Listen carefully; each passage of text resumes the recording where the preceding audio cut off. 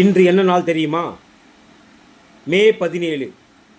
ஈழத்தில் ஒட்டுமொத்த தமிழர்கள், அதாவது கிட்டத்தட்ட 1.25 லட்சம் தமிழர்களை பிரபாகரன் உள்பட அவரது குடும்பத்தினர் உள்பட அனைவரையும் கொன்று குவித்த நாள் அதுதான் மே 17.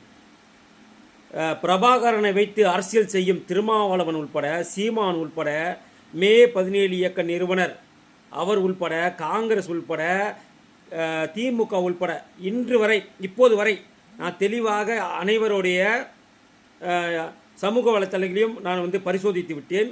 ஒருவர் கூட இந்த மே 17 அன்று நினைவேந்தலுக்கு ஏற்பாடு செய்யவே இல்லை. ஏன்? இது எனக்கு ஒன்றும் புரியலங்க. அதாவது ஈழத்தமிழர்கள் எங்களுக்கு வேணும், தமிழர்கள் முக்கியம்னு சொல்கிறீங்க.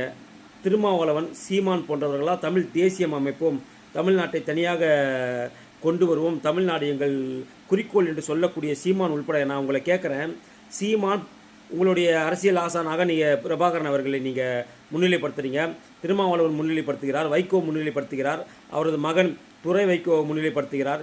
இப்படி இப்போ நம்ம திமுக உள்பட அனைவருமே நீங்கள் பிரபாகரனை முன்னிலைப்படுத்தும் போது, பிரபாகரனால் அனுப்பப்பட்ட பேரறிவாளன் ராஜீவ்காந்தியை கொன்று அந்த வழக்கிலிருந்து வெளியே வருகிறார். கட்டி தழுவி அரவணைத்து வரவேற்ற திரு மு.க. ஸ்டாலின் அவர்கள் கூட இன்றைய நாளில் ஏன் ஒரு நினைவேந்தல் நிகழ்ச்சி கூட நடத்தவில்லை? ஓட்டு வங்கி அரசியலுக்காக மட்டுமே இந்த ஈழத்தமிழர்களை இந்த காங்கிரஸ் கூட்டணி கட்சிகள் பயன்படுத்துகிறதா?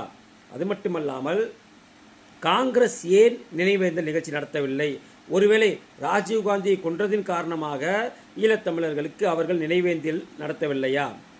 பாகிஸ்தானில் வாழும் அப்பாவி இஸ்லாமிய மக்களுக்காக பொங்கும் காங்கிரஸ், திமுக, விடுதலை சிறுத்தைகள், கம்யூனிஸ்ட், துரை வைகோ, திருமாவளவன், சீமான் உள்பட உங்களை கேட்கிறேன். நீங்கள் என்ன கேட்குறீங்க?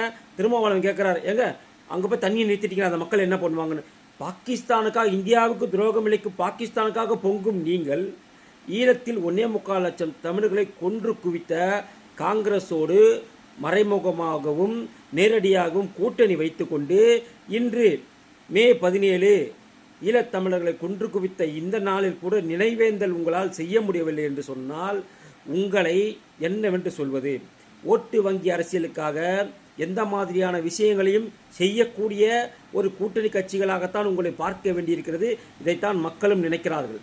ஏன் உங்களுக்கு இப்படி ஒரு ஓட்டு வங்கி அரசியலுக்காக இப்படி செய்கிறீர்கள்?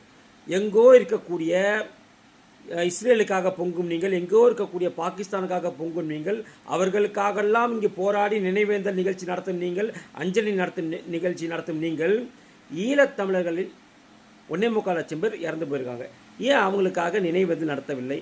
ஏன் அதை பற்றி இது வரைக்கும் பேசலை? இங்கே பாருங்க, மணி இப்போ 1 மணி ஆக போகுது. இது வரைக்குமே இந்த முக்கிய தலைவர்கள் யாரோடைய ட்விட்டர் பக்கத்துலேயும், ஃபேஸ்புக் சமூக வலைத்தளத்தில் எதுலேயுமே நாங்கள் நினைவேந்தல் நிகழ்ச்சியில் கலந்து கொள்ளப் போகிறோம், இன்று மாலை இருக்கிறது என்று எந்த தகவலுமே இல்லை. விஜய் உள்பட இதை நாங்கள் முழுசாக செக் பண்ணிட்டோம். அப்போ தமிழக மக்கள் என்ன முட்டாள்களா? ஏங்க இப்படி அவங்கள ஏமாத்துறீங்க? தமிழன் தமிழன் சொல்லி நினைவேந்தல் நடத்த மாட்டேங்கிறீங்க, படிப்புன்னு சொல்லி தமிழை படிக்க விடாமல் பண்ணுறீங்க, 3வது மொழி வேண்டாம் வேண்டாம்னு சொல்லி அவனை முட்டாளாக்குறீங்க. என்ன தாண்டா உங்களுக்கு பிரச்சனை? தொடர்ந்து ஏன்டா தமிழர்கள் இப்படி பண்ணுறீங்க?